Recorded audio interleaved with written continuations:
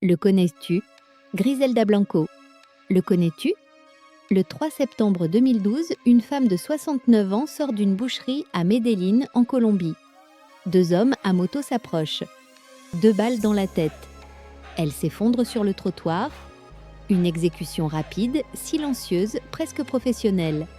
Ironie du sort, c'est exactement la méthode qu'elle utilisait elle-même pour éliminer ses ennemis des années plus tôt. Cette femme, c'est Griselda Blanco.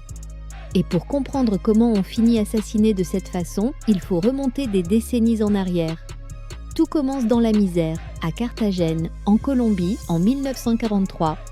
Une enfance marquée par la violence. Selon plusieurs témoignages, dont celui de son propre ex-compagnon dans un documentaire, elle aurait tué un enfant dès l'âge de 11 ans.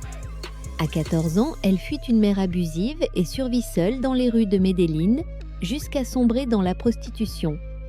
Puis, dans les années 1970, elle bascule dans un tout autre monde. Direction New York, où avec son mari, elle construit l'un des plus gros réseaux de cocaïne jamais vus aux États-Unis, au point de finir inculpée aux côtés de 30 complices, dans ce qui reste l'une des plus grosses affaires de narcotrafic de l'histoire du pays. Direction ensuite Miami, dans les années 1980. La ville s'embrase littéralement. Les tristement célèbres Cocaine Cowboy Wars, une guerre sanglante pour le contrôle du trafic de cocaïne. Griselda Blanco y devient une figure centrale, et l'une des plus violentes. Sa méthode la plus tristement célèbre, des sous-vêtements sur mesure, cousus spécialement pour dissimuler la drogue sur ses mules lors des vols vers les États-Unis.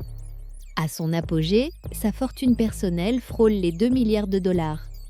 Mais son vrai palmarès, c'est autre chose.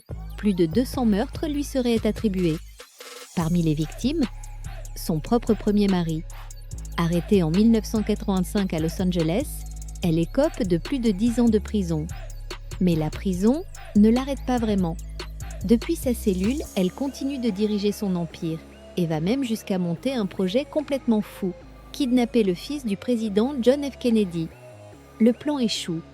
Libérée puis expulsée vers la Colombie en 2004, elle rentre dans un pays où l'attendent d'autres drames. Ses 3 premiers fils, eux, aussi renvoyés en Colombie, sont assassinés peu après leur arrivée.